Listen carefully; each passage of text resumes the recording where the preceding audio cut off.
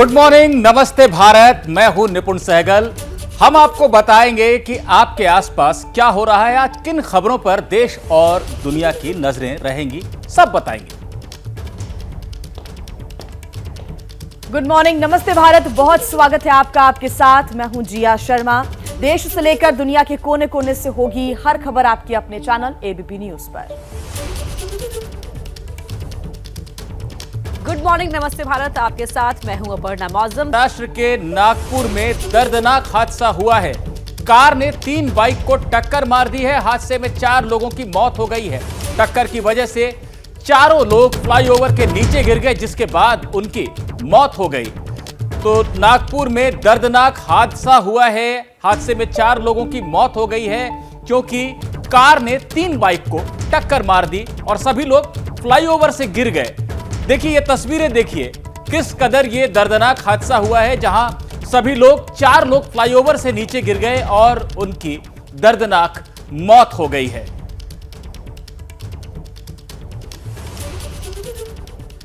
ये वाकया नागपुर का है। कार की टक्कर से 4 लोगों की मौत हो गई है। फ्लाईओवर से गिर गए चारों लोग क्योंकि एक कार ने टक्कर मार दी थी उन्हें, जिसके बाद वो सभी असंतुलित होकर फ्लाईओवर से नीचे गिर गए और उसके बाद उनकी मौत हो गई। ये तस्वीरें आपके स्क्रीन पर हैं। चलिए विस्तार से खबरें देख लेते हैं। बात करते हैं ब्रिटेन की महारानी एलिजाबेथ के निधन के बाद उनके अंतिम संस्कार की तैयारियां जहां एक तरफ जोरों पर हैं, तो वहीं इस बीच आज ब्रिटेन के नए राजा के तौर पर किंग चार्ल्स के नाम की घोषणा कर दी जाएगी। आज ब्रिटेन में नए सम्राट की आधिकारिक तौर पर घोषणा हो जाएगी। महारानी एलिजाबेथ के निधन के बाद उनके बेटे किंग चार्ल्स आज 73 साल की उम्र में नए राजा बन जाएंगे, जिसका ऐलान सेंट जेम्स पैलेस की बालकनी से किया जाएगा। आधिकारिक घोषणा के बाद किंग चार्ल्स न सिर्फ ब्रिटेन के किंग होंगे, बल्कि ऑस्ट्रेलिया, कनाडा और न्यूजीलैंड समेत 14 दूसरे क्षेत्रों के भी प्रमुख बन जाएंगे। इससे पहले ब्रिटेन के नए राजा किंग चार्ल्स और क्वीन कैमिला कल शाम को बालमोरल कैसल से बकिंगम पैलेस पहुंचे और नए सम्राट के तौर पर पहली बार किंग चार्ल्स ने राष्ट्र को संबोधित किया। किंग चार्ल्स के बकिंगम पैलेस पहुंचते ही उनसे मिलने वहां की प्रधानमंत्री लिज ट्रस पहुंची। शाही महल के सुरक्षा कर्मी की अगुवाई में वो महल में दाखिल हुई और बड़े अदब से झुककर राजा का अभिवादन किया। Your Majesty, Prime Minister. इसके बाद राजा ने लिज ट्रस से कुर्सी पर बैठने को कहा, जिसके बाद दोनों बातचीत करने लगे।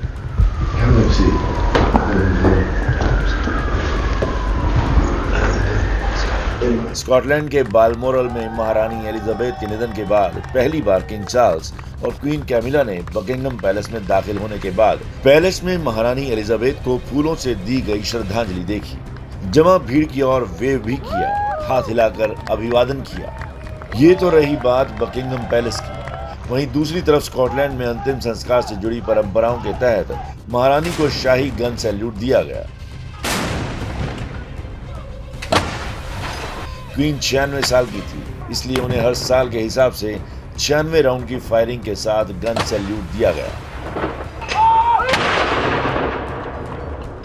महारानी ने 8 सितंबर की देर रात अंतिम सांस ली थी। उन्होंने 6 फरवरी 1952 को ब्रिटेन का शासन संभाला था। 73 साल की उम्र में किंग चार्ल्स ब्रिटेन के सबसे उम्रदराज राजा के तौर पर गद्दी संभालेंगे। उनकी मां महारानी एलिजाबेथ द्वितीय ने महज 25 साल की उम्र में सत्ता संभाली थी।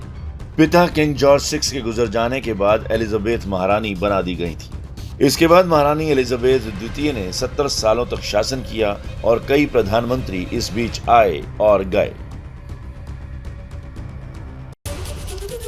और इस वक्त बड़ी खबर आ रही है हरियाणा के महेंद्रगढ़ से, जहां विसर्जन के दौरान हादसा हुआ है। नहर में डूबने से 4 लोगों की मौत हो गई है। बताया जा रहा है कि विसर्जन के दौरान 8 लोग पानी के तेज बहाव में बह गए, जिसमें 4 लोगों की मौत हो गई। तो हरियाणा के महेंद्रगढ़ में हादसा हुआ है। विसर्जन के दौरान 4 लोगों की मौत हो गई है। 8 लोग बह गए थे पानी के तेज बहाव में नहर में और उनमें से 4 लोगों की मौत हो गई है। वाकया हरियाणा के महेंद्रगढ़ का है, जहां लोग खुशी खुशी प्रतिमा का विसर्जन करने गए थे, लेकिन इस हादसे का कुछ लोग शिकार हो गए। कांग्रेस की भारत जोड़ो यात्रा।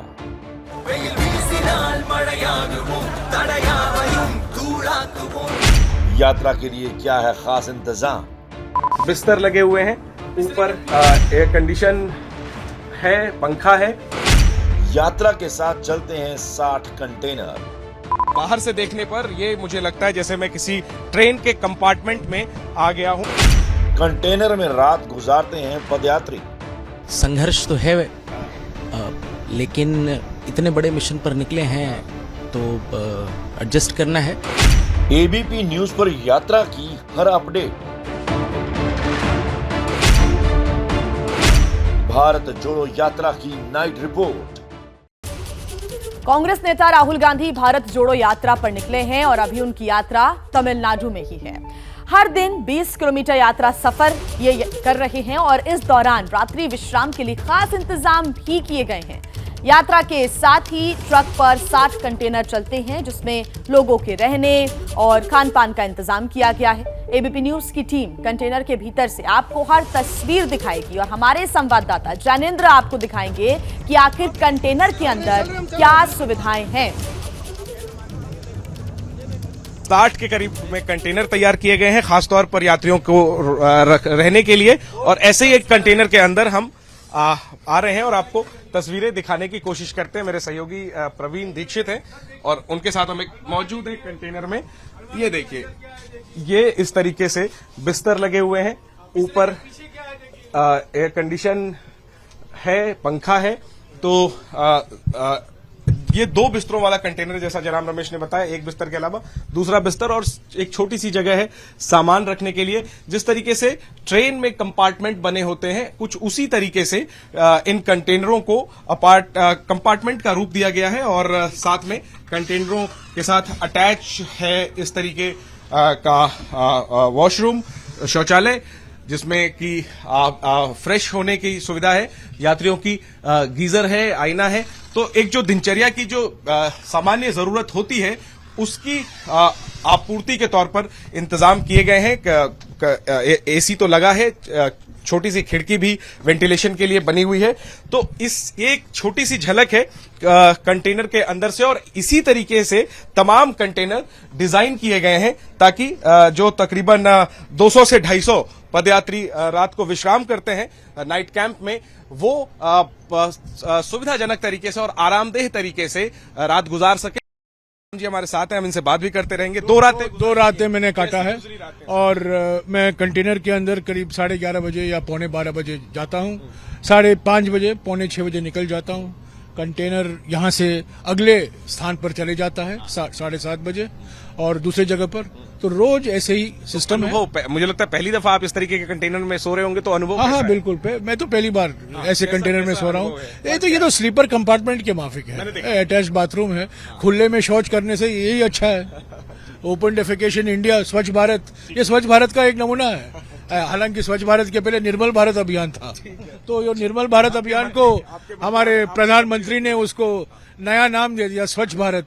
तो ये स्वच्छ भारत या निर्मल भारत का एक प्रतीक है। हमें बताया गया है कि इसमें 12 बिस्तर हैं और बाहर से देखने पर ये मुझे लगता है जैसे मैं किसी ट्रेन के कंपार्टमेंट में आ गया हूं। पर्दे लगे हुए हैं और पंखा ऊपर चल रहा है, रोशनी है और एसी भी है, और जो वातावरण है वो काफी सुगंधित है। शायद अगरबत्ती वगैरह इन लोगों ने जलाई। अच्छा, आप पूजा कर रहे हैं इसी वजह से, ठीक है। तो इनकी पूजा की तस्वीरें भी हम आपको दिखाएंगे। पहले दिखा दें कि किस तरह से डिजाइन किया गया है अपार्टमेंट को। इसमें 12 बिस्तर हैं, 3 भागों में है ये, और हर भाग में 2 बिस्तर इस तरफ और 2 बिस्तर इस तरफ। कुल मिलाकर के ट्रेन के कंपार्टमेंट जैसा इस कंटेनर को बनाया गया है, जिसमें कि बिस्तर है और पर्दे लगे हुए हैं। जो लोग कंटेनर में हैं उनसे बात करते हैं। प्रवीण जी आगे आइए, जरा दिखाइए कि किस तरह का बिस्तर है। तो बिस्तर जो है वो ट्रेन के कंपार्टमेंट से थोड़ा सा जो है वो चौड़ा है। ये अगर हम इधर आए तो ज्यादा बेहतर हम दिखा सकते हैं। ये देखिए, ये बिस्तर है और ये ओढ़ने के लिए पतला सा कंबल है, तकिया है, एक पानी पीने का बोतल भी है और साथ में चार्जिंग की सुविधा भी है। मोबाइल चार्ज करना तो जरूरी होता है आजकल। डस्टबिन, छोटा सा डस्टबिन भी कंटेनर के अंदर लगाया गया है और ऊपर एसी चल रहा है ताकि मौसम की जो मार है उससे बचा जा सके। गर्मी का मौसम है फिलहाल। बताइए, क्या 2 रात गुजर चुके हैं, आज तीसरी रात है, तो कैसा कट रहा है? संघर्ष तो है, लेकिन इतने बड़े मिशन पर निकले हैं तो एडजस्ट करना है, सहयात्रियों को भी परेशानी ना हो और समय भी निकल। देखने में तो बड़ा आरामदेह लग रहा है, आराम हो रहा है क्या भैया? दिखने में आरामदेह लग रहा है लेकिन आरामदेह है नहीं। थकान दूर हो जा रही है? मैं देख रहा हूँ आपका पैर भी घायल है। जी, छाले पड़ गए। थकान कैसे? थकान महसूस होती है, लेकिन जो मकसद है वो सुबह उठने पे जो जोश रहता है इन अपार्टमेंट्स में थकान निकल जाती है, ठीक ठाक रहता है। नींद आती है घर की तरह। हाँ, घर का माहौल है, सारा परिवार है, सारा परिवार। खिड़कियां भी हैं और ये पूजा पाठ कर रहे हैं, तो आप अपनी पूजा जो है वो जारी रखिए। तो इस तरह से कंटेनर के अंदर बिस्तर बनाए हुए हैं। ये 12 बिस्तरों वाला कंटेनर है जिसकी तस्वीरें हमने आपको दिखाई। कैंप में ही शौचालय आदि की सुविधा है, कपड़े धोने के लिए भी लॉन्ड्री का इंतजाम किया गया है। और एक पदयात्री है, राहुल राव इनका नाम है, ये आपके हाथ में कपड़े हैं, तो कहाँ लेके जा रहे हैं आप? ये काउंटर बना हुआ है क्योंकि पिछले 4 दिन हो गए हैं, तो 4 दिन से कपड़े धुले नहीं हैं, तो लॉन्ड्री के लिए काउंटर बना है। तो सभी यात्रियों के लिए सुविधा है कि जहां हम अपने कपड़े देंगे तो 3 दिन बाद हमें वापस मिल जाएंगे। तो सोने के लिए बिस्तर, एसी, पंखा, कपड़े धोने के लिए लॉन्ड्री, आप लोगों को केवल पैदल चलना है?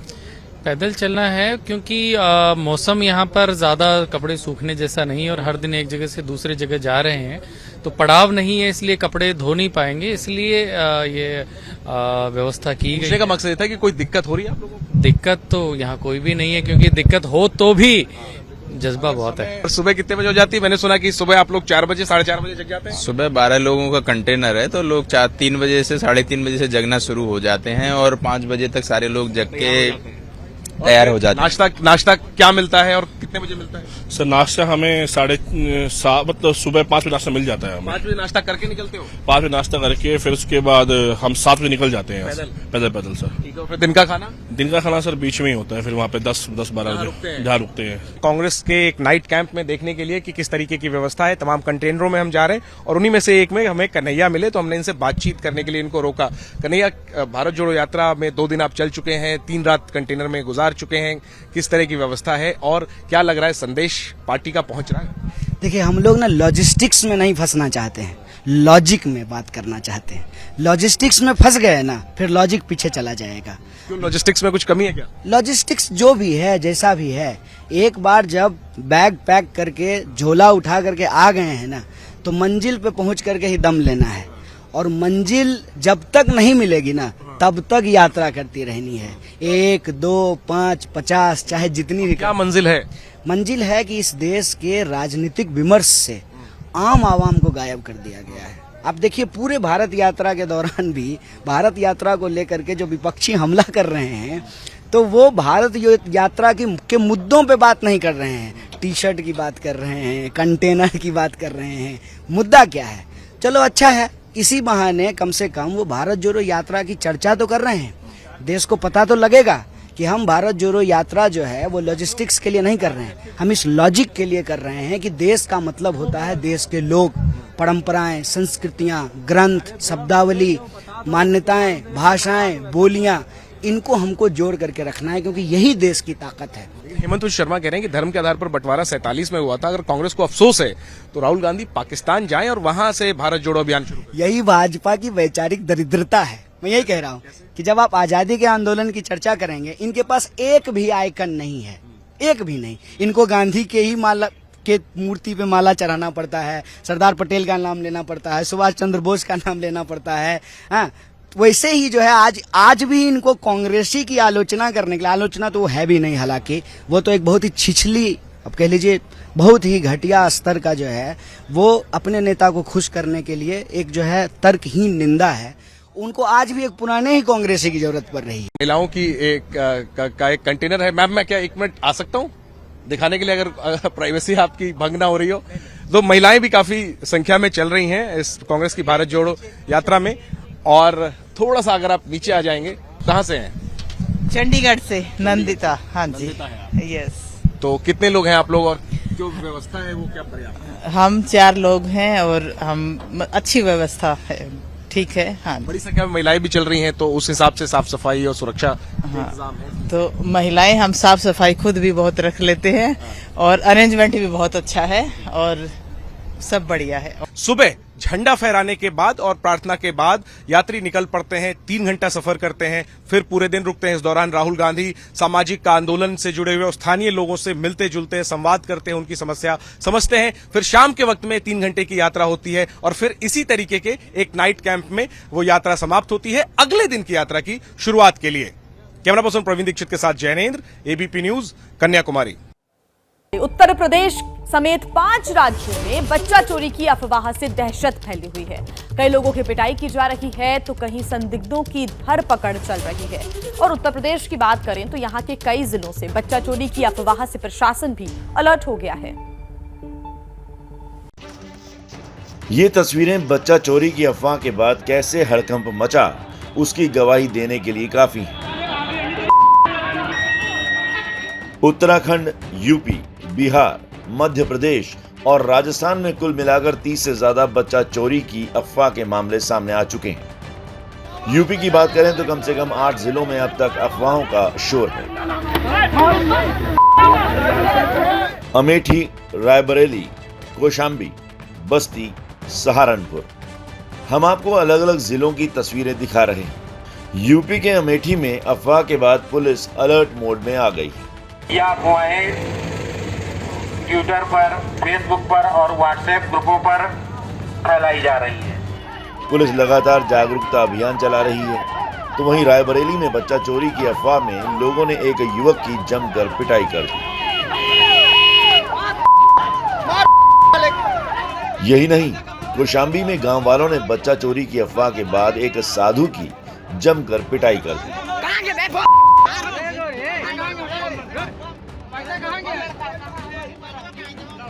पुलिस ने मौके पर पहुंचकर साधु को बचाया। तो वहीं बस्ती में भी रायबरेली जैसी तस्वीर नजर आई।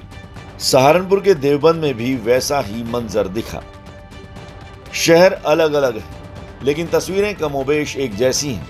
लिहाजा यूपी के एडीजी ने ऐसे मामलों से सख्ती से निपटने का निर्देश दिया है। जो भी इस तरह की चीजें अगर प्रकाश में आ रही हैं, उसके लिए निर्देश है कि उसकी सत्यता को तुरंत सीनियर लेवल पे राजपत्रित अधिकारी जाके स्वयं परखें और सत्यता के आधार पर कार्रवाई करें। यूपी पुलिस ने ऐसी तस्वीरों के जरिए सोशल मीडिया पर अफवाह फैलाने वालों के खिलाफ भी कड़ी कार्रवाई के निर्देश दिए हैं। कोई भी व्यक्ति सोशल मीडिया या अन्य माध्यमों का दुरुपयोग कर रहा है तो उसके विरुद्ध कार्रवाई की जाए, तथा अगर झूठे आरोपों में किसी के साथ मारपीट की जा रही है, चोट पहुंचाई जा रही है, तो उस पर भी कठोर कार्रवाई के निर्देश दिए गए हैं। फिलहाल आपको सावधान रहने की जरूरत है। ऐसी अफवाहों से बचें। अगर आपको किसी पर शक है तो कानून हाथ में लेने की बजाय पुलिस को सूचित करें। उधर यूपी के पड़ोसी राज्य उत्तराखंड में भी अफवाह ने जोर पकड़ लिया है, जिसके बाद पुलिस एक्शन में आ गई और रुड़की में अफवाह फैलाने के आरोप में अब तक 9 लोगों को गिरफ्तार किया जा चुका है। पुलिस ने लोगों से अपील की है कि अफवाह पर ध्यान ना दें और ना ही उसका हिस्सा बने। कुछ समय से हरिद्वार के ग्रामीण क्षेत्रों में इस प्रकार की अफवाहें कुछ असामाजिक तत्वों के द्वारा फैलाई जा रही हैं कि कतिपय गिरोह गांव में सक्रिय हैं जो कि मानव अंग की तस्करी और बच्चे चुराने से संबंधित हैं। मेरा समस्त जनता से अनुरोध है कि ऐसी किसी भी अफवाह पर ध्यान न दें। उधर बच्चा चोरी की अफवाह यूपी उत्तराखंड से निकलकर मध्य प्रदेश तक पहुंच चुकी है, जहां रीवा में एक युवक को बेरहमी से पीटा गया।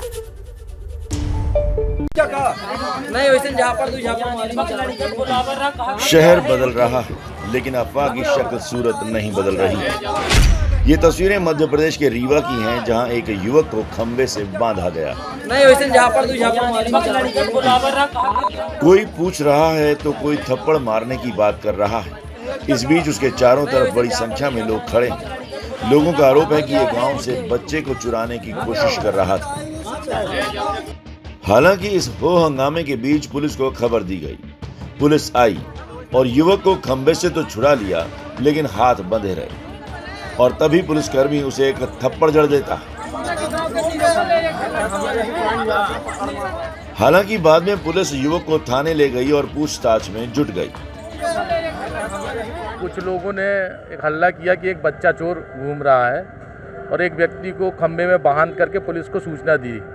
पुलिस वहां पहुंची और उसको लेके आ गई है।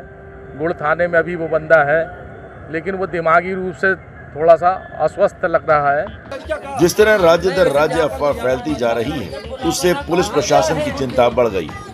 लिहाजा एबीपी न्यूज आपसे अपील करता है कि अफवाहों पर ध्यान ना दें। और रुक कर रहे हैं इस वक्त की बड़ी खबर का। बड़ी खबर पटना से आपको बता रहे हैं, जहां थाने में घुसकर आरजेडी नेता के बेटे ने पुलिस अधिकारी से बदसलूकी की, जिसके बाद उसे गिरफ्तार कर लिया गया। पुलिस पर हमले के आरोपी को बता दें कि पटना के थाने में डीएसपी से बदसलूकी की गई।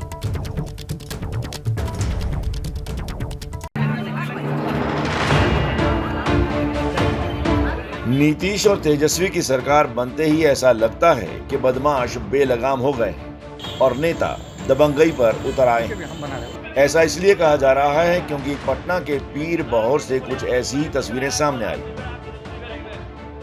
पीर बहोर थाने के बाहर की ये भीड़ सब कुछ बयां कर रही है। दरअसल ये भीड़ आरजेडी के पूर्व एमएलसी अनवर अली के पार्षद बेटे अफसर अली की अगुवाई में थाने पहुंची और हंगामा शुरू कर दिया। कोई नहीं हो रहा है, रात दिन काम हो रहा है। जिसके बाद अफसर अली थाने में घुसे और बदसलूकी पर उतर आए, जिसे पुलिस वालों ने समझाने की कोशिश की। इससे पहले कुछ संदिग्ध लड़कों को पुलिस ने फायरिंग करने के मामले में हिरासत में लिया था, लेकिन इलाके के लोगों ने इसका विरोध शुरू कर दिया और पुलिस के साथ हाथापाई कर आरोपियों को छुड़ा लिया। पुलिस पर हुए इस हमले में 3 पुलिसकर्मी घायल हो गए, जिन्हें अस्पताल में भर्ती कराया गया। लेकिन जब पुलिस पीटने वाले आरोपियों को पकड़कर थाने लाई तो उसे छुड़ाने के लिए आरजेडी नेता का बेटा थाने पहुंचकर दबंगई दिखाने लगा, जिसके बाद उसे भी गिरफ्तार कर लिया गया। मतलब दुर्व्यवहार पूर्ण तरीके से उनके साथ व्यवहार किया जाने लगा। थाना परिसर में ही और थाना के भवन के अंदर ओडी ऑफिसर के पास समझाने की लगातार कोशिश की, आग्रह किया, लोग नहीं मान रहे थे, तो आखिर में उनको जो है रोका गया है। उस पर वरीय पदाधिकारी के निर्देशानुसार अग्रिम कार्रवाई की जाएगी। यही नहीं, आरजेडी के अनवर अली को भी पुलिस ने हिरासत में ले लिया। और अब खबर अमेरिका से, जहां पर नस्लवाद की घटनाओं में अचानक इजाफा हुआ है। खासकर भारतीय मूल के हिंदू निशाने पर हैं और ताजा मामला वहां की सांसद प्रमिला जयपाल का है, जिन्हें फोन पर धमकी दी गई कि वो भारत लौट जाए।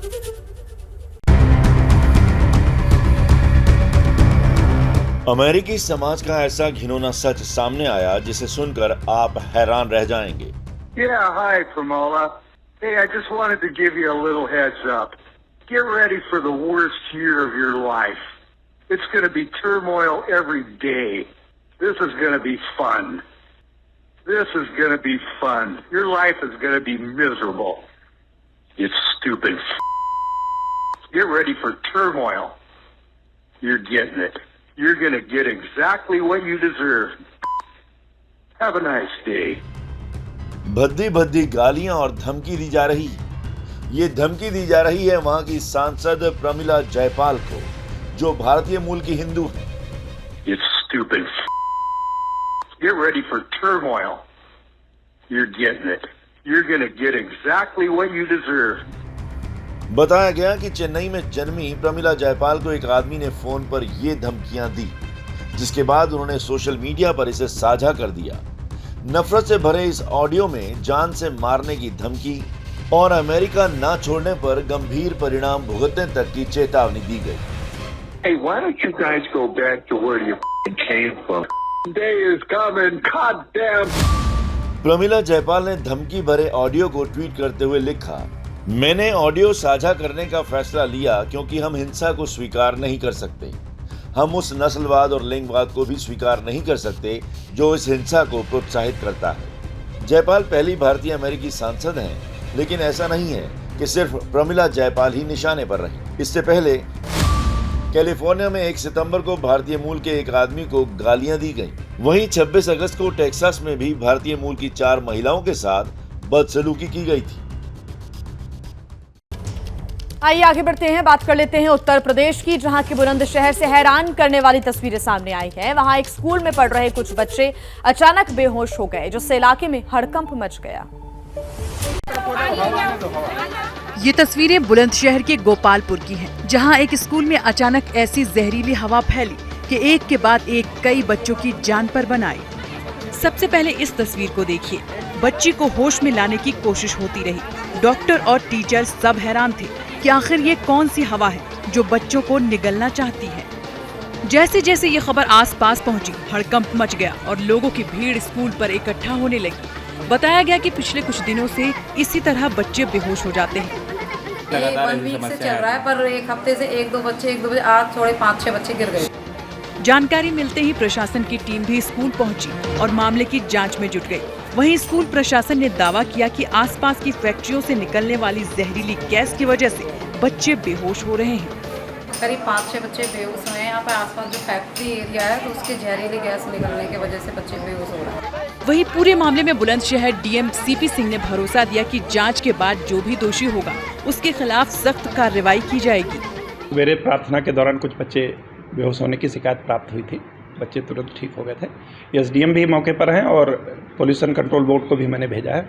वहाँ हम लोग भी सैंपलिंग कराई जा रही है और जो भी रिजल्ट आएगा तदनुसार कार्रवाई होगी। कहा जा रहा है कि ये पूरी लापरवाही पोल्यूशन डिपार्टमेंट के लोगों की है, जो सिकंदराबाद में मौजूद फैक्ट्रियों से निकलने वाले जहर की जांच तक नहीं करते। और अब बात पाकिस्तान की, जहां बाढ़ से हुई तबाही की कुछ और खौफनाक तस्वीरें सामने आ रही हैं। सिंध प्रांत में पानी से घिरे लोग अब भी दाने दाने को मोहताज हैं। पाकिस्तान पर तबाही ऐसी बरसी कि करोड़ों लोग अब बेघर हो गए, लेकिन कई लोग इनमें से ऐसे भी रहे जो अपने घरों से निकल नहीं पाए। उनमें सिंध प्रांत का एक इलाका जामशुरू भी है। तस्वीरों में देख सकते हैं कि यह इलाका चारों तरफ पानी में डूबा है। न सड़कें बची और ना ही कोई ऐसा मकान जो बाढ़ के कहर से बचा हो। किसी की पहली मंजिल डूबी तो कोई घर आधा डूबा दिखा। यही नहीं, अब जरा इस तस्वीर को देखिए। एक आदमी किसी तरह पानी में तैरकर अपनी जान की जद्दोजहद कर रहा है और उसके साथ है उसका वफादार कुत्ता, जो उसका हमराह बन इस मुसीबत को झेल रहा है। इतना ही नहीं, अब इस तस्वीर को देखिए। 2 आदमी हैं जो बाढ़ के पानी में आधा डूबकर सुरक्षित ठिकाने की तलाश में अपने घर से चल पड़े। इनमें एक आदमी सिर पर पंखे को उठाए हुए है, जबकि दूसरा आदमी सोलर पैनल को उठाकर पानी को पार कर रहा है। इस बीच राहत और बचाव दल के लोग भी नाव लेकर इस इलाके में पहुंचे और पानी में फंसे लोगों को निकालना शुरू किया। हालांकि कई लोग ऐसे भी मिले जो विकराल बाढ़ की जद में आने के बाद इलाका छोड़कर चले गए और अब वो वापस लौट भी नहीं सकते, क्योंकि सारे रास्तों पर पानी का कब्जा है। अभी जो रोड हमारा इधर हमारे गांव है आसपास रोड के, वो अभी उधर आना जाना हमारा बंद हो गया है। रोड के ऊपर पानी है। आधे पाकिस्तान में आई भयानक बाढ़ की वजह से अब तक करीब 1400 लोगों की मौत हो चुकी है, जबकि 33 लाख से ज्यादा लोग बेघर हो चुके हैं। आगे बढ़ते हैं और आइए अब बात कर लेते हैं गणपति विसर्जन की। मुंबई में लाल बाग के राजा का विसर्जन किया जा रहा है। आपको बता दें कि रात भर लाल बाग के राजा की यात्रा निकलती रही। भारी भीड़ के बीच लाल बाग के राजा का विसर्जन होगा। सबसे आखिर में लाल बाग के राजा का विसर्जन होता है। बड़ी संख्या में यहाँ लोग जुटे हैं। ये तस्वीरें आपको हम दिखा रहे हैं बप्पा की विदाई देने के लिए, और ये कहकर कि अगले बरस तू जल्दी आ। इस बात को कहकर कई लोग बप्पा के विसर्जन के इस पूरे समारोह में शामिल होने के लिए पहुंचे हैं। ये सीधी तस्वीरें आपको हम मुंबई से दिखा रहे हैं। लाल बाग के राजा की विदाई हो रही है।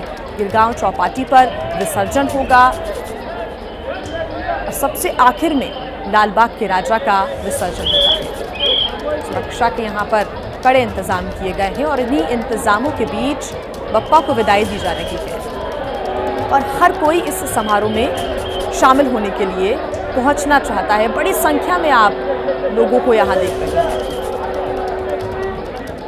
बेहद खूबसूरत तस्वीरें ये आ रही हैं। लाल बाग के राजा का विसर्जन सबसे आखिर में होता है। रात भर जो विसर्जन का कार्यक्रम है वो चलता रहा और अब लाल बाग के राजा का विसर्जन होगा। 2 तस्वीरें आपको हम दिखा रहे हैं। पूरी एक चल समारोह निकलता है, पूरी यात्रा निकलती है। उस दौरान बड़ी संख्या में लोग शामिल होने के लिए इस समारोह में पहुंचते हैं और ये 2 तस्वीरें हम आपको दिखा रहे हैं। एक तस्वीर जो आप देख रहे हैं जिसमें लाइट्स आपको नजर आ रही है वो रात की दरअसल तस्वीर है और इस यात्रा में शामिल होने के लिए किस कदर लोगों की भीड़ है वो भी आप इन तस्वीरों से अंदाजा लगा सकते हैं। और अब बात लंपी वायरस के कहर की। देखिए, देश में इन दिनों 12 राज्य लंपी वायरस की मार झेल रहे हैं। सबसे ज्यादा मार राजस्थान पर पड़ी है, जहां हजारों गायों ने अब तक दम तोड़ दिया है। पशुधन को बचाने में लापरवाही, पशुओं पर वायरस की मार की पूरी पड़ताल देखिए हमारी इस रिपोर्ट में। इस तस्वीर को पहले गौर से देखिए। अगर अब भी इस मंजर को नहीं समझ पा रहे हैं तो हम आपकी सहूलत के लिए तस्वीर को थोड़ा और करीब से दिखाते हैं।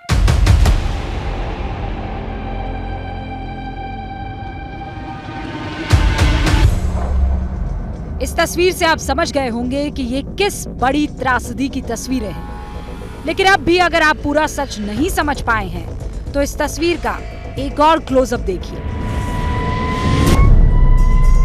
ये दिल दहला देने वाली तस्वीर है गौवंश पर टूटे महामारी के कहर की।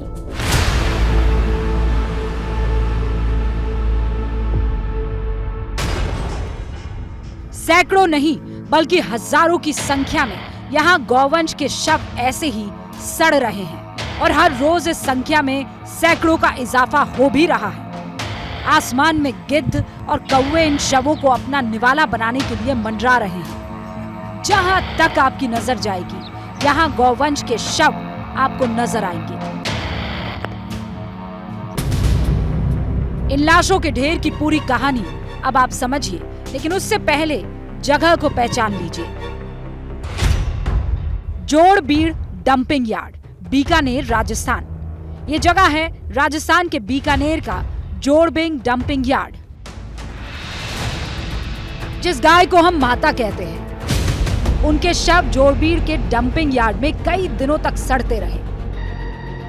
हजारों की संख्या में गाय मरी पड़ी रही। उनके शव को कहीं कुत्ते नोचते रहे तो कहीं चील कौवे अपना निवाला बनाते रहे। अब सवाल यह है कि इतनी बड़ी संख्या में गायों के मरने की वजह क्या है? दरअसल सैकड़ों की संख्या में गौवंश के मरने की वजह है लंपी वायरस।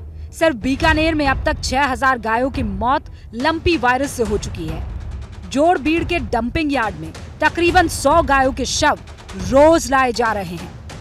इन शवों के सड़ने से करीब 5 किलोमीटर के इलाके में दुर्गंध फैल चुकी है। गायों की मौत से बीकानेर का रेगिस्तान गौ माता का कब्रिस्तान बन गया है। लेकिन प्रशासन तब तक सोता रहा जब तक एबीपी न्यूज ने हकीकत नहीं दिखाई। 7 सितंबर को एबीपी न्यूज संवाददाता मनीष शर्मा ने मौके से रिपोर्टिंग की और 8 सितंबर को बीकानेर प्रशासन की नींद टूटी। तस्वीरों में साफ है गाय लंपी वायरस से मर रही है, लेकिन रातों रात गायों को दबाने का इंतजाम करने वाले नगर आयुक्त कह रहे हैं कि जोड़बीड़ में पड़ी गायों में से एक भी लंपी वायरस से नहीं मरी। जो लंपी से मरी हुई जितनी भी गायें थी उनको हमने अलग अलग एरिया में, जो भी नियर बाई एरिया था उसमें हमने गाड़ा है। ये जो जगह है ये ठेकेदार के लिए पशु डालने और खाल निकालने के लिए रिजर्व है, तो वो खाल निकाल के और पशुओं को खुले में छोड़ता है। इसलिए इस स्थान पे आपको काफी सारे कंकाल दिखेंगे। वो उन पशुओं के, वो लंपी वाले पशु नहीं है। आपने अंदर जो एक मशीन लगा रखी है जेसीबी, डंपर, पोकलेन, वो क्यों लगा रखी? जेसीबी, डंपर, पोकलेन इसलिए लगा रखी है कि आप लोग कल से चला रहे हैं कि बदबू आ रही है, तो हम ये सोच रहे हैं कि कहीं भाई कोई पशु ऐसा लग रहा है कि उसकी बदबू आ रही है तो उसको हम गाड़ देंगे।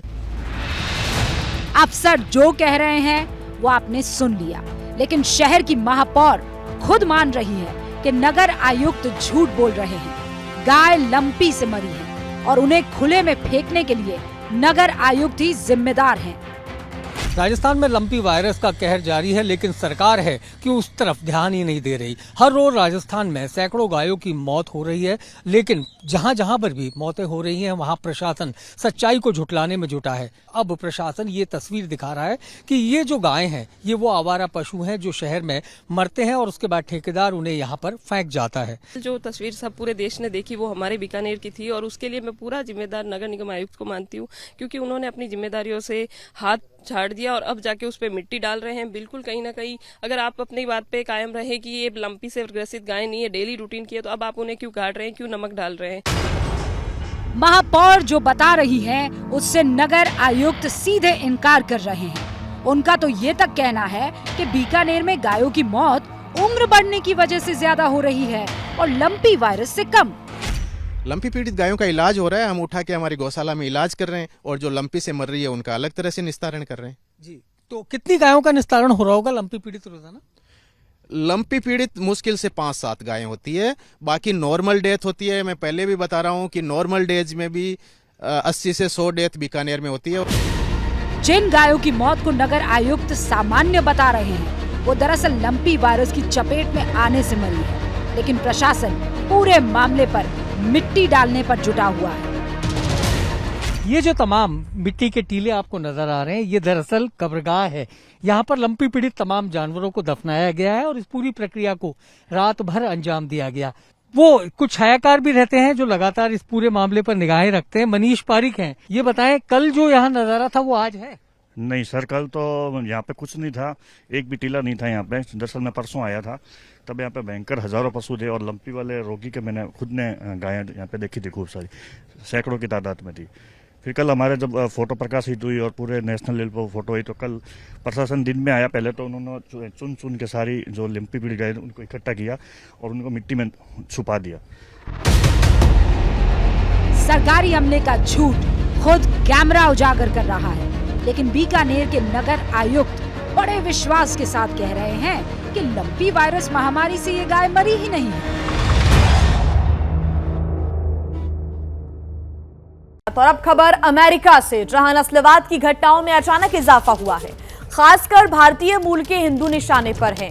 ताजा मामला वहां की सांसद प्रमिला जयपाल का है, जिन्हें फोन पर धमकी दी गई कि वो भारत लौट जाएं।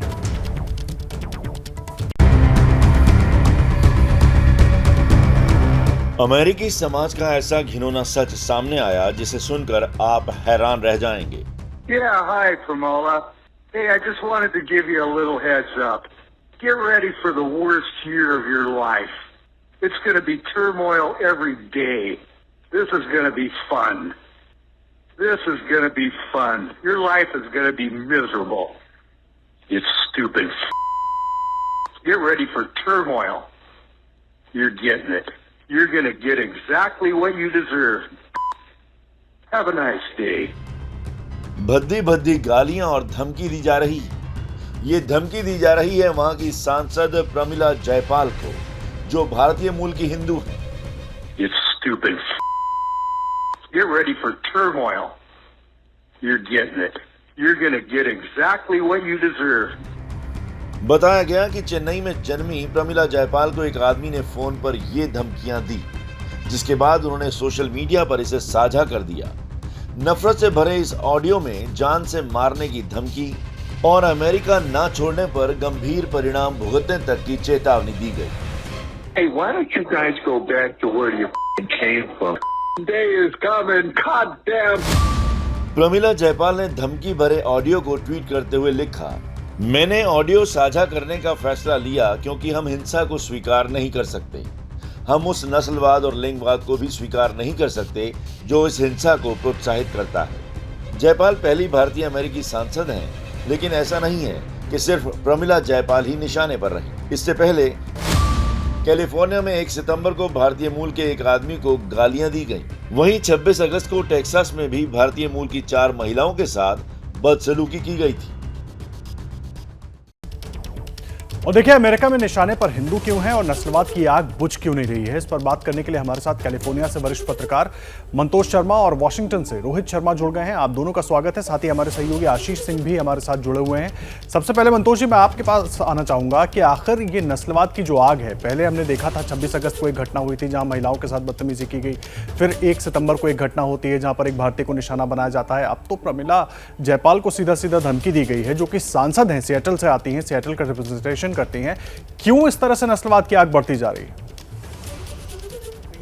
आग बढ़ती जा रही है, ये थोड़ा ओवर स्ट्रेच है मेरी नजर में। और दूसरा चीज, जो पहला स्टेटमेंट है कि हिंदू के अगेंस्ट ये हुआ है, ये भी थोड़ा ओवर स्ट्रेच है। आपको थोड़ा बैकग्राउंड दे दूं, इंडियन पॉपुलेशन अबाउट 4.5 मिलियन है, 45 लाख, एंड अब उससे लेस देन 10 लाख बाकी धर्म के हैं, 30 लाख लोग हिंदू हैं। ऐसी घटना 45 लाख लोगों में स्पोरेडिक घटना है। तो आपको एक और भी वातावरण समझना पड़ेगा कि लास्ट 4-5 इयर्स में जो घटनाएं हुई थी ट्रम्प के काल में, एक एक्सट्रीम सेगमेंट को पॉलिटिकल पावर मिल गया था। एक्सट्रीम सेगमेंट मतलब सारे उस पार्टी के लोग ये बिलीव नहीं करते हैं। तो आप अगर ध्यान से, जिस आदमी ने धमकी दे रहा है प्रमिला जयपाल के साथ साथ उसकी पार्टी को भी धमकी दे रहा है, गाली दे रहा है, बाइडेन के खिलाफ भी अपशब्द बोल रहा है, तो दैट शोज कि एक एंगल, पॉलिटिकल एंगल भी है जो एक्सट्रीम जो राइट विंग है, जो जिस काइंड ऑफ हेट रखता है, उसका रिप्रेजेंटेशन है। लेकिन इस तरह की घटनाएं जो हैं, 1-2 घटनाएं, 3 घटनाएं, doesn't define Indian, not the Indian living in US और यूएस सोसाइटी इटसेल्फ। अदरवाइज हम लोग कैसे फ्लोरिश कर रहे हैं? अगर बाकी चीज देखेंगे तो इंडियन हाउस होल्ड सबसे ज़्यादा अर्निंग हाउस होल्ड है यहाँ। इंडियन पॉपुलेशन जो यहाँ है सबसे ज़्यादा ग्रेजुएट है, 72% पॉपुलेशन, सबसे ज़्यादा मास्टर्स डिग्री है, one of the highest respectable doctors are here, के काफ़ी रिस्पेक्ट है सोसाइटी में। तो पॉइंट ये बोल रहे हैं कि इस तरह की घटना doesn't define Indians living in US और it doesn't define rest of the American society who is living and giving us opportunity here to grow and thrive. ठीक है रोहित शर्मा जी, आपने सुना मंतोष जी क्या कह रहे हैं। मैं इसी में एक चीज़ और जोड़ना चाहूँगा, जो बात वो कह रहे हैं, ये जो खतरा है ये तो काफ़ी बढ़ जाएगा ना। जिस तरह से अगर एक सांसद को इस तरीके से धमकी दी जाएगी फ़ोन करके, आम लोगों तक तो ये चीज़ें हो रही थी, ठीक है, जिस तरीके से मंतोष जी समझाने की कोशिश कर रहे हैं उसका एक अपना वर्जन है, अपना पक्ष है, लेकिन अगर सांसद को भी नहीं छोड़ा जा रहा है तो किस तरीके से देखें इस पूरे मसले को? देखिए, इसमें कोई भी डाउट नहीं है कि रेसिज्म जो है वो ऑब्वियसली पिछले 3-4 साल में बहुत बड़ा है, और मुझे नहीं लगता कि किसी कोई भी माइनॉरिटी बची है जिसके अगेंस्ट में हेट क्राइम ना हुआ हो। लेकिन मैं थोड़ा मंतोष जी से डिफर करूंगा इस चीज को लेके। देखिए, हमने कैलिफोर्निया में जो देखा, हमने जो टेक्सास में देखा, फॉर्चुनेटली ये इंसिडेंट्स जो थे वो कैप्चर हो गए वीडियो पे। ऐसे बहुत सारे इंसिडेंट्स होते हैं जो ऑब्वियसली कैप्चर नहीं होते। और ये भी बात भी कहना कि ये डेफिनेटली हिंदूज के अगेंस्ट में नहीं है, मैं इस बात से भी असहमत हूँ।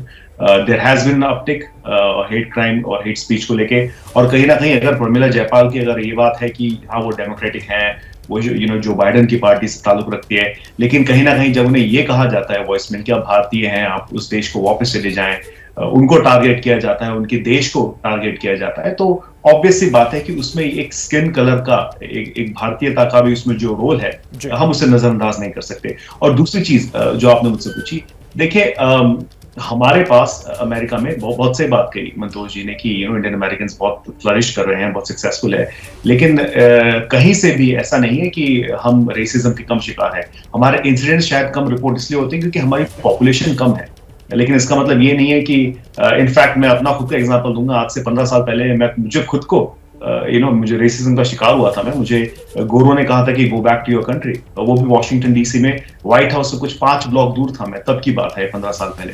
तो अनफॉर्चुनेट है जिसने भी एक्सपीरियंस नहीं किया है हेट क्राइम या हेट स्पीच, मैं कहता हूँ कि बहुत अच्छी बात है, लेकिन जिसने किया है, स्पेशली मैं अपनी खुद की स्टोरी बता रहा हूँ, तो ये बहुत मुश्किल होता है क्योंकि फिर आपको कहीं ना कहीं वो एक कॉलोनियलिज्म वाली बात और फीलिंग्स समझ में आती है कि क्यों आपको नीचे देखा जाता है या किस तरह से आपको एक अलग नजरिए से देखा जाता है। ठीक है, आशीष भी जुड़े हुए हैं। आशीष, आपने दोनों की बातें सुनी, मंतोष जी की भी और रोहित जी की भी।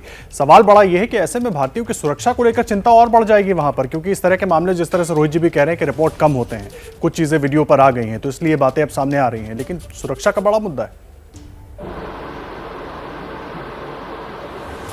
निश्चित तौर पर देखिए, वजह भले ही जो एक्सट्रीम इंटॉलरेंस हम कह सकते हैं वो देखने को मिल रहा है, या वजह राइट विंग वहाँ के जो भी अपसर्ज था डोनाल्ड ट्रंप के टाइम से, उसका रिफ्लेक्शन अभी तक देखने को, वजह चाहे जो भी हो, देखिए ये क्लियर कट बिल्कुल तस्वीरें साफ बता रही हैं, और जो मामला रेज किया है सांसद ने वो बिल्कुल स्पष्ट बताता है कि ये रेशियल अब्यूज है और भारतीयों को अटैक किया जा रहा है। मैं आपको बता दूं कि टेक्सास वाला जो मामला हुआ था आदर्श, जब 4 महिलाओं को रात में एक महिला ने, अगर आपको याद हो कि बाकायदा काफ़ी ज़्यादा वर्बल अब्यूज़ हुआ था और उन्होंने जाकर के उनके कैमरा को अपने पर्स से हिट भी किया था।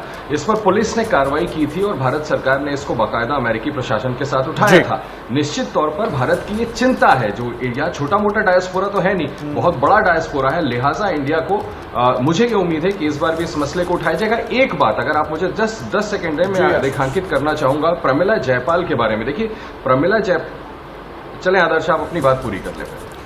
अहम बात आप कह रहे हैं आशीष, और यही चिंता है सबके लिए और इसीलिए सवाल भी उठ रहे हैं। बहुत धन्यवाद आप तीनों का हमारे साथ जुड़ने के लिए और इस पूरी जानकारी को शेयर करने के लिए, क्योंकि जिस तरीके से भारतवंशियों को लेकर अब वहां पर बातें हो रही हैं, खासकर नस्लवादी टिप्पणी जिनकी जिक्र हम कर रहे हैं, वो लगातार चिंता बढ़ा रही है। और अब सीधा जिया के पास चलेंगे एक बड़ी खबर के लिए। बिल्कुल आदर्श, अब बात गणपति विसर्जन की कर लेते हैं। तस्वीरें लगातार हम अपने दर्शकों को दिखा रहे हैं। मुंबई में लालबाग के राजा का विसर्जन किया जा रहा है और वहीं से ये सीधी तस्वीरें बप्पा की सवारी समंदर किनारे पहुंच चुकी है और बड़ी संख्या में यहां पर आपको लोग नजर आ रहे हैं। गिरगांव चौपाटी की ये तस्वीरें जहां पर बप्पा का विसर्जन होगा। लालबाग के राजा की विदाई का ये समय हो चुका है। ऐसे में आखिर में लालबाग के राजा का विसर्जन होता है तो अब वो घड़ी आ गई है। सबसे आखिर में लालबाग के राजा का विसर्जन और उसकी तस्वीरें दर्शकों को हम दिखा रहे हैं। बड़ी संख्या में लोग यहां पर नजर आ रहे हैं और रात भर जो चल समारोह है उसमें लोग शामिल होने के लिए पहुंचे थे। मुंबई से ये सीधी तस्वीरें गिरगांव चौपाटी की, जहां पर लालबाग के राजा का विसर्जन का समय आ चुका है और बप्पा की सवारी समंदर किनारे पहुंच चुकी है।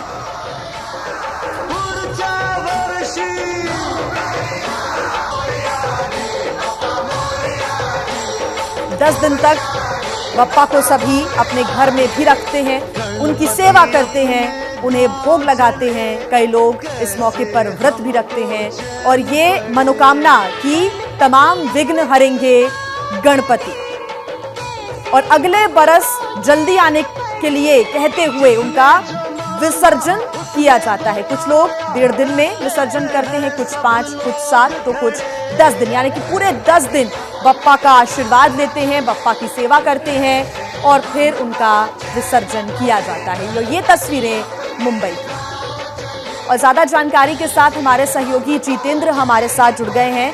जितेंद्र, लालबाग के राजा की विदाई का समय है और अगले बरस जल्दी आने को लोग कह रहे हैं, क्या तस्वीरें? बिल्कुल, देखिए इस वक्त चौपाटी पर हम जो तस्वीर देख रहे हैं, एक तरफ अरब सागर है तो दूसरी तरफ जन सागर है।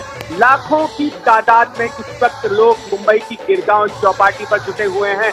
लालबाग के राजा की विदाई हो रही है, लोग उन्हें अगले साल जल्दी आने का निमंत्रण दे रहे हैं।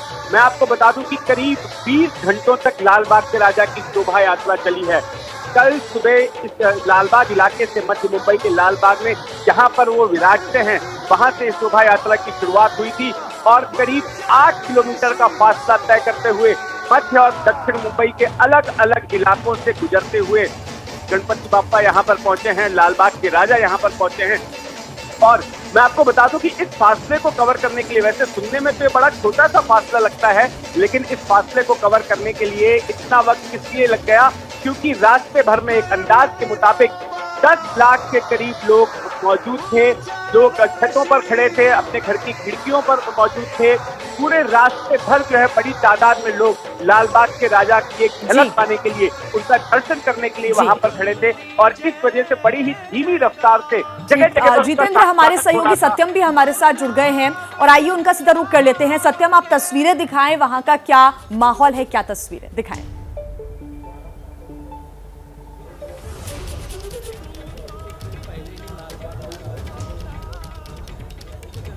अब पहुंच चुके हैं गिरगांव चौपाटी पे। गिरगांव चौपाटी पे विसर्जन की पूरी तरह से तैयारी हो चुकी है। तैयारी तस्वीरों में आप साफ देख सकते हैं कि पूरी तरह से जो लालबाग के राजा हैं गणपति बप्पा है बोट पे सवार हो चुके हैं। दूसरी एक बोट है जो रस्सी के सहारे उनको खींचेगी और वो बोट के सहारे अंदर जाएंगे समुद्र में, जहां पर उनका विसर्जन किया जाएगा। भारी संख्या में गणपति बप्पा के जो गणेश भक्त है लालबाग के राजा का दर्शन करने के लिए अभी भी गिरगांव चौपाटी पे जमे हैं।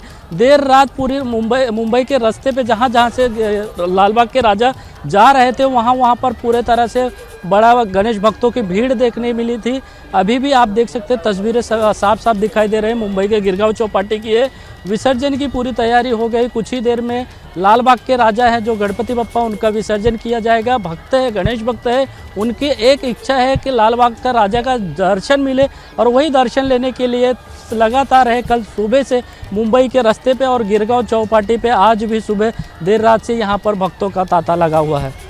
बिल्कुल सत्यम, जब विदाई लालबाग के राजा की हो तो जनसागर का उमड़ना तय ही है और तस्वीरों में नजर भी आ रहा है। वहां पर यही कामना कि अगले बरस तो जल्दी आना, इसीलिए सब गणपति बप्पा को दर्शन करने के लिए, उन्हें विदा करने के लिए यहाँ पहुंचे हुए हैं। बहुत शुक्रिया इन तस्वीरों के लिए जितेंद्र दीक्षित, आपका भी बहुत बहुत शुक्रिया इस पूरी जानकारी के लिए।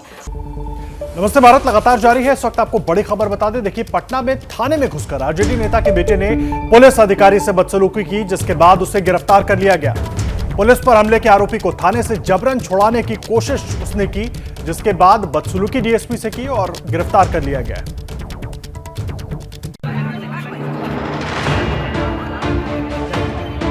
नीतीश और तेजस्वी की सरकार बनते ही ऐसा लगता है कि बदमाश बेलगाम हो गए और नेता दबंगई पर उतर आए। ऐसा इसलिए कहा जा रहा है क्योंकि पटना के पीर बहोर से कुछ ऐसी ही तस्वीरें सामने आई। पीर बहोर थाने के बाहर की ये भीड़ सब कुछ बयां कर रही है। दरअसल ये भीड़ आरजेडी के पूर्व एमएलसी और हंगामा शुरू कर दिया। मिसमैच बिक रहा है, शराब बिक रहा है, दुरुस्ती गरीब है, कोई नहीं हो रहा है, रात दिन काम हो रहा है। जिसके बाद अफसर थाने में घुसे और बदसलूकी पर उतर आए, जिसे पुलिस वालों ने समझाने की कोशिश की। इससे पहले कुछ संदिग्ध लड़कों को पुलिस ने फायरिंग करने के मामले में हिरासत में लिया था, लेकिन इलाके के लोगों ने इसका विरोध शुरू कर दिया और पुलिस के साथ हाथापाई कर आरोपियों को छुड़ा लिया। पुलिस पर हुए इस हमले में 3 पुलिसकर्मी घायल हो गए, जिन्हें अस्पताल में भर्ती कराया गया। लेकिन जब पुलिस पीटने वाले आरोपियों को पकड़कर थाने लाई तो उसे छुड़ाने के लिए आरजेडी नेता का बेटा थाने पहुंचकर दबंगई दिखाने लगा, जिसके बाद उसे भी गिरफ्तार कर लिया गया। मतलब दुर्व्यवहारपूर्ण तरीके से उनके साथ व्यवहार किया जाने लगा। थाना परिसर में ही और थाना के भवन के अंदर ओडी ऑफिसर के पास समझाने की लगातार कोशिश की, आग्रह किया, लोग नहीं मान रहे थे, तो आखिर में उनको जो है रोका गया है। इस पर वरीय पदाधिकारी के निर्देशानुसार अग्रिम कार्रवाई की जाएगी। यही नहीं, आरजेडी के अनवर को भी पुलिस ने हिरासत में ले लिया। और हमारे साथ इस वक्त पटना से प्रकाश कुमार हमारे सहयोगी जुड़ गए हैं। प्रकाश, बड़ा सवाल यह है कि जब इस पर सवाल पूछे जाते हैं तो आरजेडी और जेडीयू के नेता जो हैं वो तमाम बातें गिनाने लगते हैं, लेकिन ये जो दबंगई नेता पुत्र कर रहे हैं, जिसके बाद हिरासत में पिता को भी ले लिया गया, इसको कैसे देखें, क्या कहें इस पर? आदर्श, हम इस वक्त ग्राउंड जीरो पर हैं।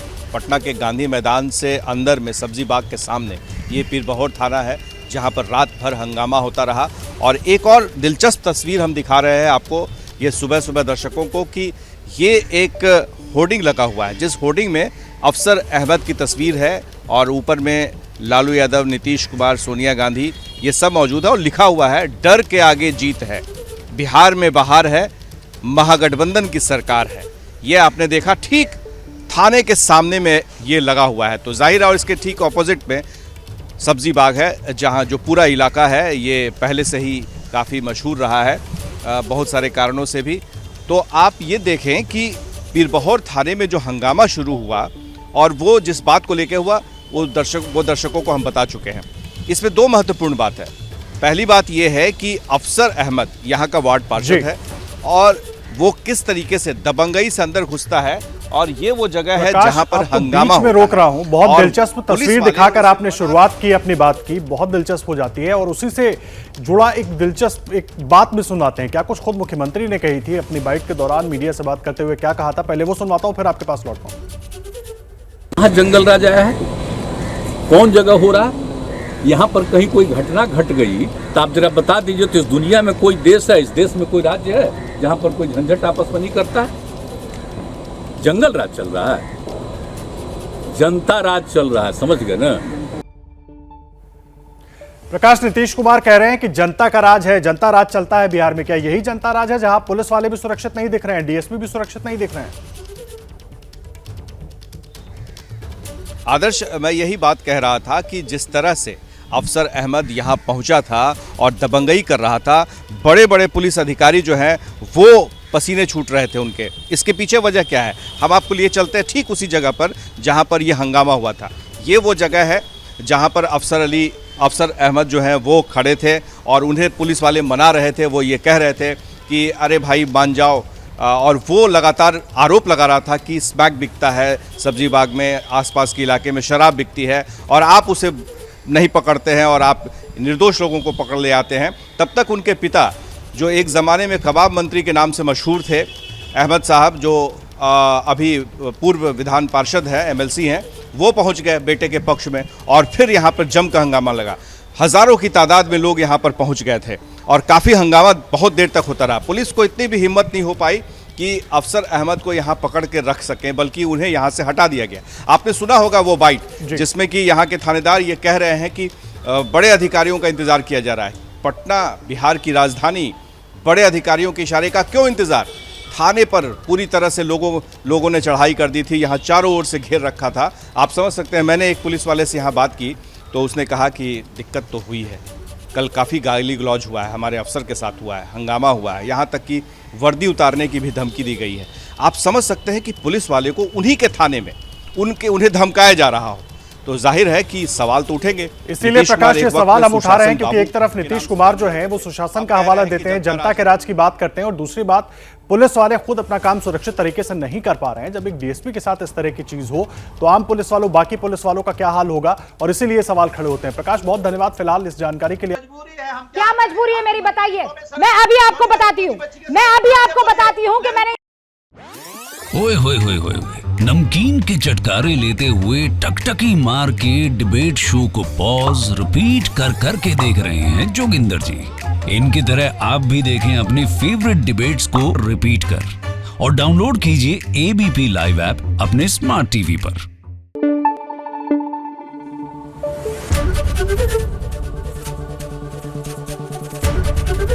एबीपी न्यूज आपको रखे आगे।